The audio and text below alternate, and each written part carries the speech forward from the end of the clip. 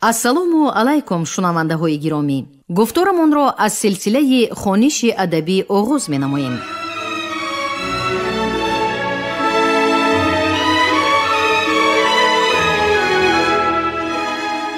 ба таваҷҷӯҳи шумо китоби якуми асосгузори сулҳу ваҳдати миллӣ, пешвои муаззами миллат, президенти ҷумҳурии Тоҷикистон муҳтарам Эмомалӣ Раҳмон забони миллат ҳастии миллат таҳти унвони ба сӯи пояндагӣ дар қироати корманди шоистаи Тоҷикистон Ализода Абдурашид Хоҷамқул. гуфтори 35.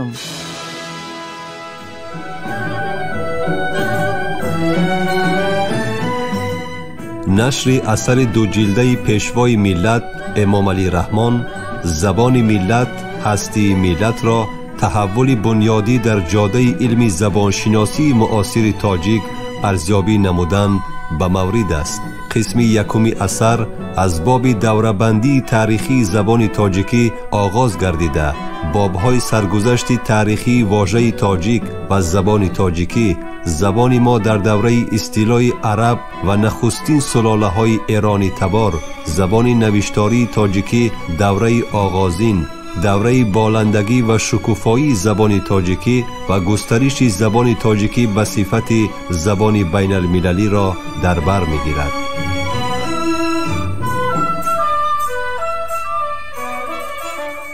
البته در مورد آنکه عامه مردم و طبقه متوسط جامعه از زبان عربی بی بهره بودند جای شکی نیست و در بالا نیز به این معنی اشاره ها رفت، ولی عقیده ای که علاقه امیران و حاکمان خاندان های ایرانی نژاد نظیر سامانیان و خوارزمشاهیان و فریغونیان و بویهیان به زبان مادری خیش گویا از ندانستن زبان عربی بوده است اساسی نیست.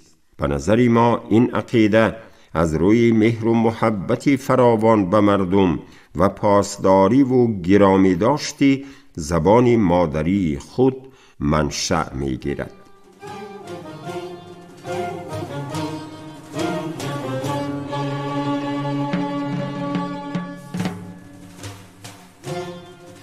در خصوص دوره‌بندی و مرحله‌های رشد زبان مادری ما باید گفت که دانشمند معروف محمد تقی بهار نثر فارسی را از نظر سبک و شیوه نگاریش در مجموع به 6 دوره تقسیم کرده است که 4 دوره اولی آن برای هر 3 گونه این زبان تاجیکی، دری افغانستان و فارسی ایران مشترکند. این دانشمند دوره اول را دوره سامانی سالهای 910 1060 به قلم آورده است. خصوصیت خاص این دوره به اندیشه وی چنین است: دوره نثر ساده و موجز که حد استفاده کلمات فارسی بیشتر از کلمات عربی بود. دوره های من بعد مطابق تصنیف او به شرح زیر دوره بندی شدند.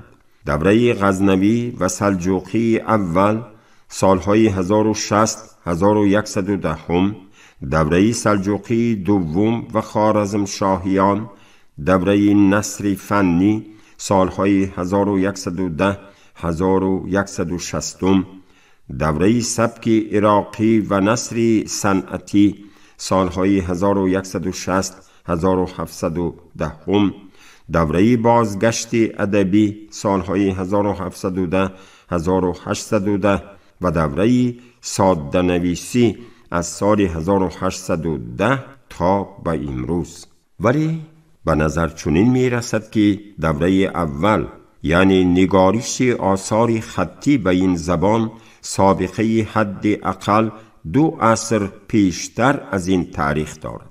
احتمال می رود که خیلی پیشتر از عصر 10 نیز کتاب‌های علمی و غیر علمی دیگری به زبان تاجیکی تألیف و تدوین و یا از زبان‌های دیگر ترجمه شده اند.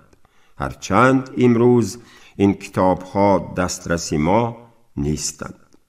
ابو ریحان بیرونی از کتاب‌های فارسی در علم نجوم و رساله تاجیکی فارسی درباره سنگ‌های قیمت‌بها و جسم‌های معدنی که نوشته نصر ابن یعقوبی دینوری کاتب است یادآور شده است.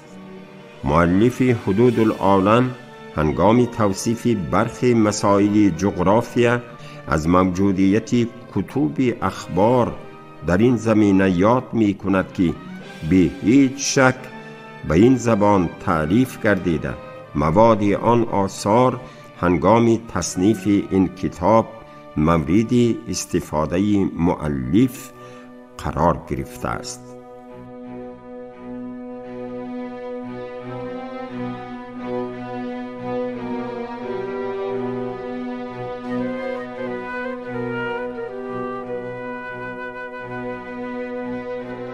زیر فصل 4 زبان علم و تشکل اصطلاحات.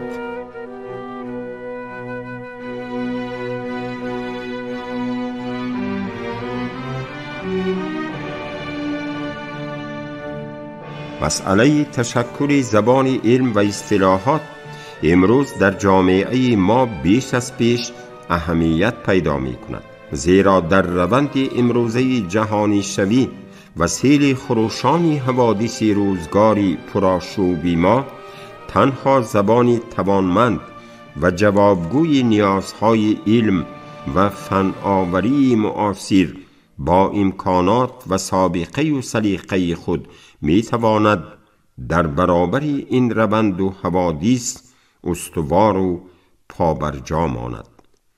برعکس زبانی که هم قدمی زمان نیست و صاحبان و علاقمندان این زبان برای رشد و گسترش آن در زمینه‌های مختلف علم و فن از خود کار و پیکار جدی ماندگار نشان نمی‌دهند، محکوم به نابودی است و ناگزیر از بین خواهد رفت.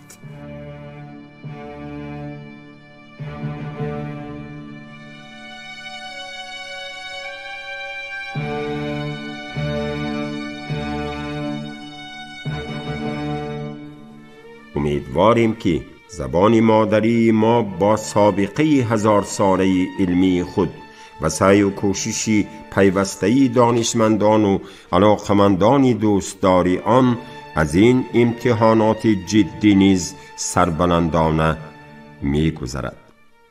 در مسائل مختلف تشکل زبان علم و اصطلاحات تاجیکی از آغاز پیدایش تا به امروز از جانب محققان تاجیک محمد جان شکوری، داد خدای سیف الدین نظرزاده، میرزا حسن سلطان، سید رحمان سلیمانوف، عظیم بیضایف و دیگران تحقیقات ارزشمند صورت گرفته است.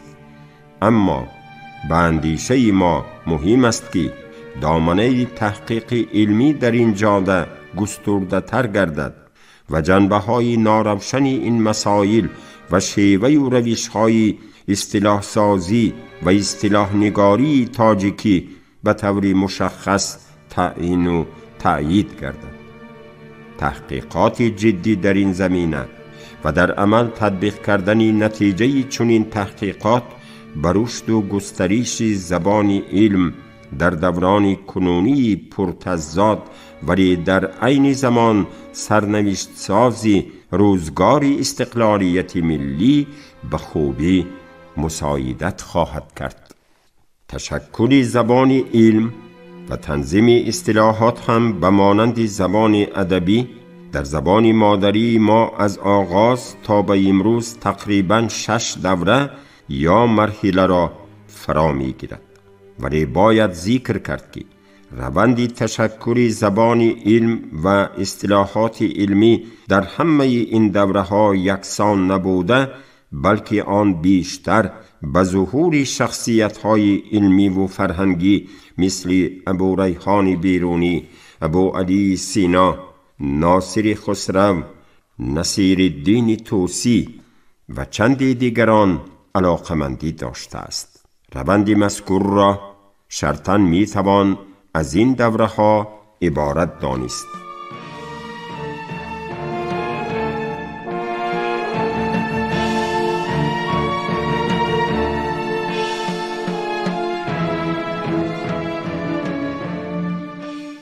دوره اول دوره پایه‌گذاری اصطلاحات علمی به زبان تاجیکی که از زمان تعریف قدیمترین آثار علمی فارسی شروع گردیده تا ابتدای حکومت سلجوقیان 1040-1192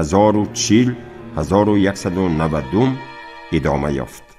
از بس که بیشتری آثار کهن‌ترین علمی فارسی در روزگار دولت سامانیان و یا با درخواست و هدایت امیران و زیردستان این خانواده تعریف و تدوین شده اند، این دوره را می توان دوره سامانی نام بر کرد. همین دوره اول واقعاً پربارترین مرحله در تاریخ تشکل اصطلاحات علمی به زبان تاجیکی فارسی دری محسوب می گردد.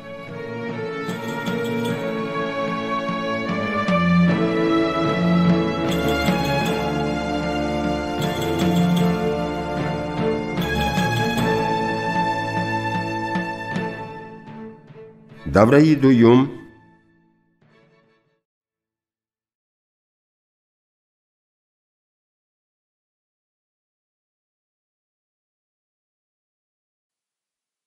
دوره نفوذ و کاربرد اصطلاحات علمی عربی در زبان تاجیکی می باشد که از ظهور حکمرانی سلجوقیان در صحنه تاریخ، یعنی از نیمه اول عصر 11 ابتدا گرفته تا نیمه دوم عصر 12 دوام کرد.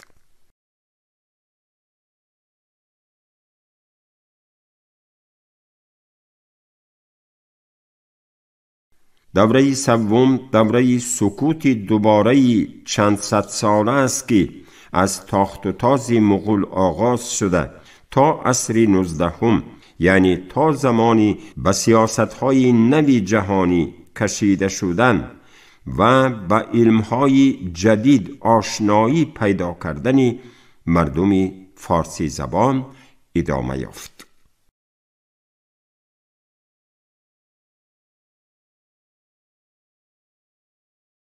دوره چهارم دوره آشنا شدن مردم فارسی زبان با علم‌های جدید و اصطلاحات نوی علمی بوده در قلمرو فرارودی زبان تاجیکی از آخر عصر 19 تا ابتدای سالهای 30 عصر 20 دوام نمود.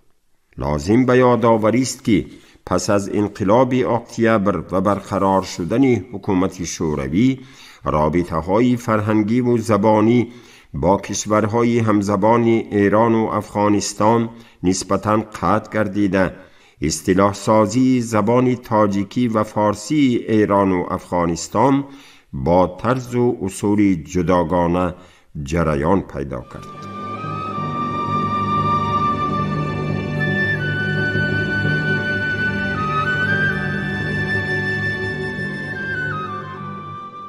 دوره پنجم و یا دوره شوروی دوره ورود اصطلاحات زیاد روسی و دیگر اصطلاحات بین الخلقی یا ترجمه قرضی تحت لفظ درشت و دغل این اصطلاحات به زبان تاجیکی است که از سالهای 30 سده 20 شروع گردیده تا ابتدای سالهای 90 همین سده دوام کرد.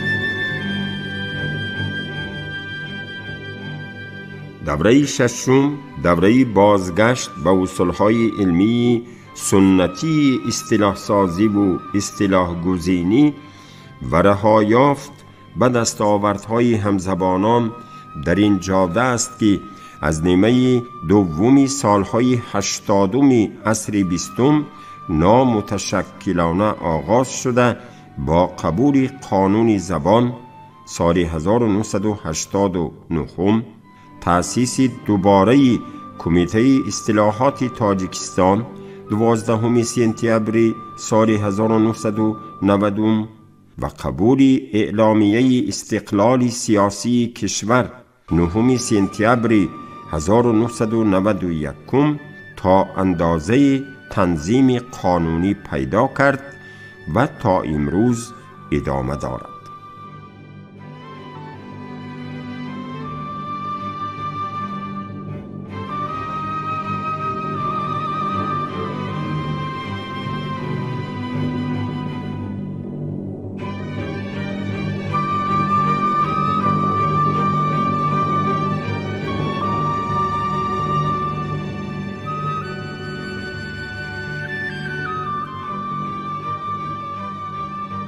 باید خاطر نشان کرد که زبان و اصطلاحات علمی دوره اول چنان که در فصلهای من بعد از نمونه‌های آثار این دوره به مشاهده خواهد رسید، اکثراً زبان ساده و روان و اصطلاحات زیبا و خوش‌ساخت بوده تا کنون زمینه اساسی زبان و اصطلاحات علمی ما را تشکیل می‌دهند.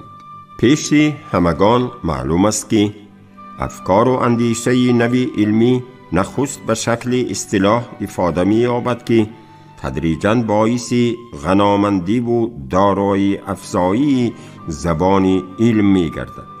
در برابر این روند تشکل و تکامل اصطلاحات علمی در تعریفات علمی و غیر علمی خوبتر به نظر می‌رسد. در رشد و نموی علم، اصطلاحات علمی و نگارشات علمی تاجیکی نیز به اندیشه اکثر محققان دو عامل زیرین نقش بیشتر و مؤثرتر دارند. عامل اولی تشکل اصطلاحات علمی و تعریف نخستین آثار علمی تاجیکی فارسی دری بی‌شبهه احتیاج و نیازمندی خود مردم است. یعنی چنان که پیشتر گفتیم، بعد اصطلاح عرب و گسترش دین مبین اسلام در بین اهالی گروه و طبقه هایی بودند که آنها از زبان عربی آگاهی کامل نداشتند. از همین خاطر میل و خواهش این گروه و طبقه های اهالی همین بود که از کتاب هایی که به زبان مادری تألیف و تدوین شده اند علم و دانش آموزند. از طرف دیگر اعتقاد مردم به سعد و نحس ستاره و سیاره و تأثیر گردش و حرکت ستارگان و سیارگان در کار و زندگی آنان، میل و رغبت دانستن چگونگی زمین و درازا و پهنای آن، انواع بیماری و درمان و طبابت و غیره برای تشکل زبان علم و در زمینه آن تألیف و تدوین کردن آثار علمی زمینه فراهم آورد. در نتیجه نیاگان ما با تحقیق و استفاده از آثار فارسیان قدیم و یونانیان و هندوان در علمهای شمار و هندسه، نجوم و احکام نجوم، فلسفه و جغرافیا و علم طب سر و سامان تازه بخشیدند و در این بخش‌های علم تحقیقاتی پرارزش و شایسته تحسین انجام دادند.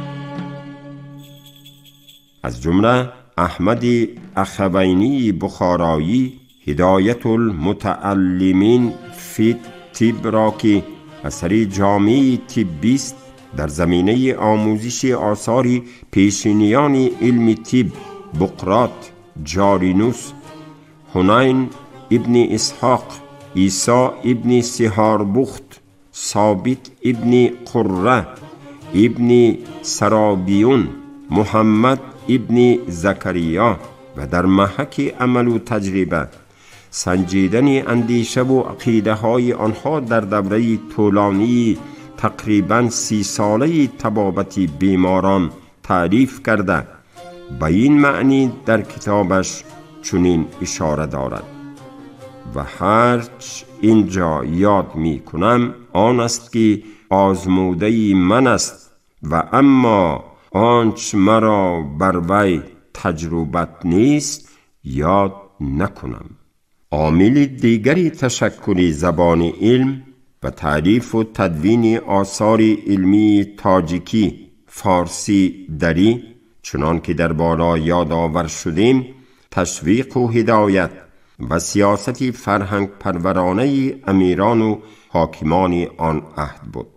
سبب تعریف دانشنامه علایی ابو علی سینا را یکی از معاصرانش شهرمردان ابن ابوالخیر در نصحتنامه علایی خود چنین آورده است: و شنودم که خداوند ماضی علاءالدوله خواجه رئیس ابو علی سینا را گفت اگر علوم اوایل به عبارت پارسی بودی من توانستم دانستن و بدین سبب به حکم فرمان دانشنامه علایی ساخت.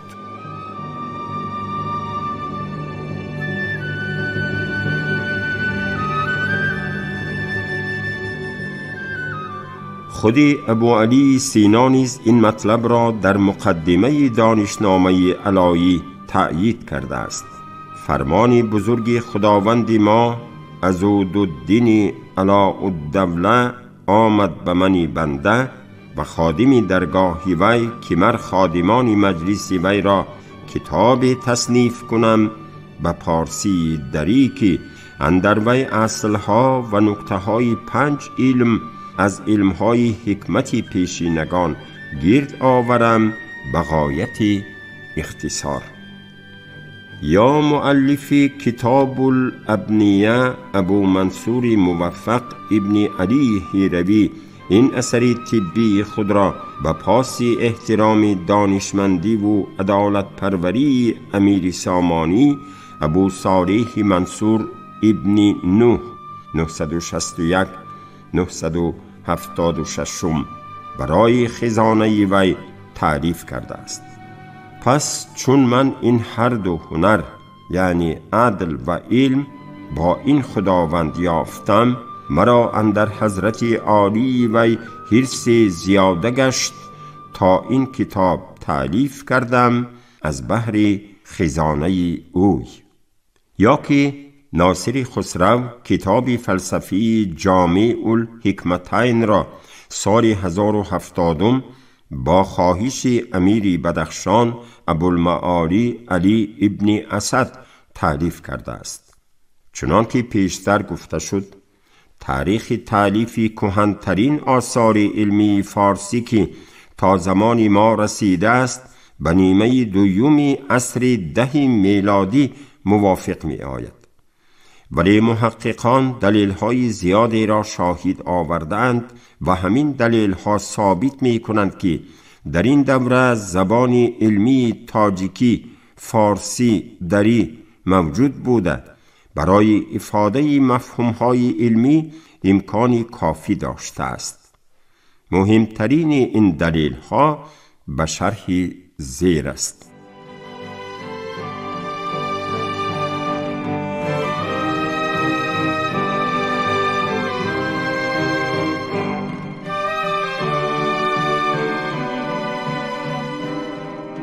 یکم، شهادت دانشمندان گذشته در بابت موجود بودن آثار علمی به زبان تاجیکی دری.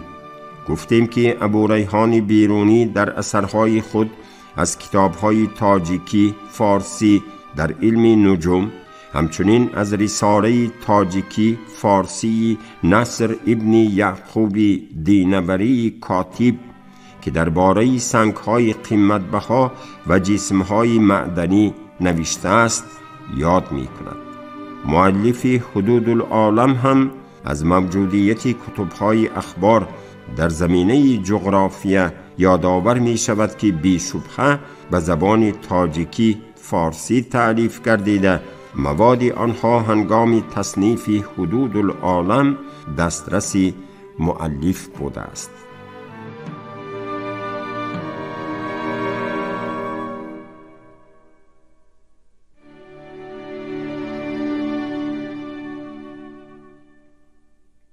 دوم، شیوایی و رسایی گفتار و پختگی زبان نوشتاری همین آثار علمی و آثار علمی بعدی از سابقه دیرینه زبان ما برای تألیف آثار علمی به این زبان شهادت می دهد.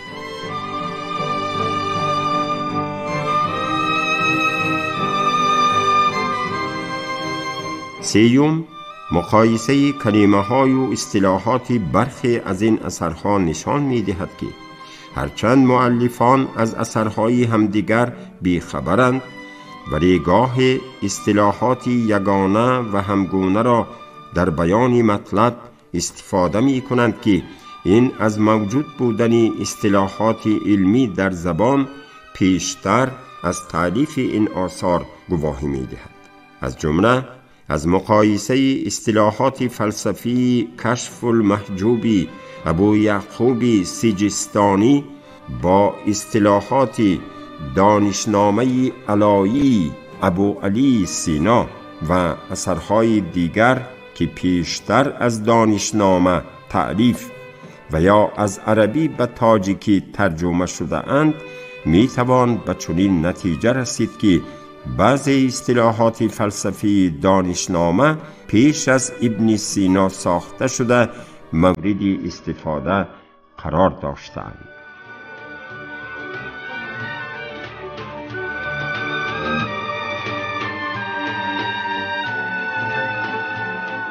چهارم، استفاده برابر از اصطلاحات دری و عربی که یک معنی را افاده می کنند هنگام تألیف اثر علمی تاجیکی دلیل آن است که اصطلاح آن ترجمه اصطلاح عربی نبوده، بلکه معادل آن است که تا اصطلاح عربها و گستریش زبان عربی در قلمرو زبان تاجیکی فارسی دری استفاده می گردید.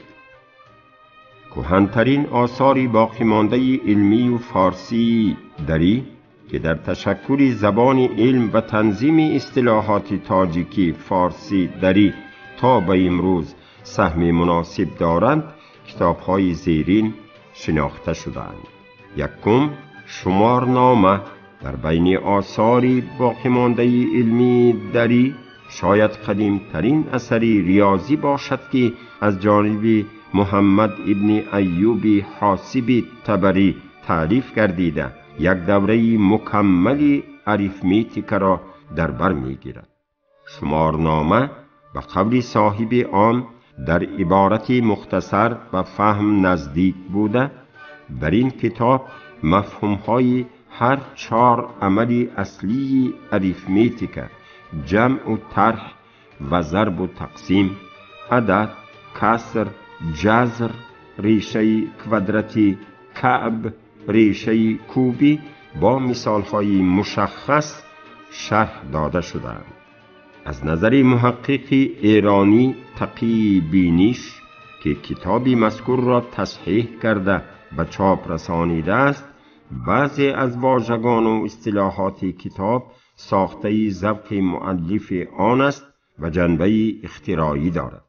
مثلا زدن به معنی عملی ضرب و رفتن به جای تفریق تقسیم و نهادن در برابر نوشتن کاری خودی محمد ابن ایوب است.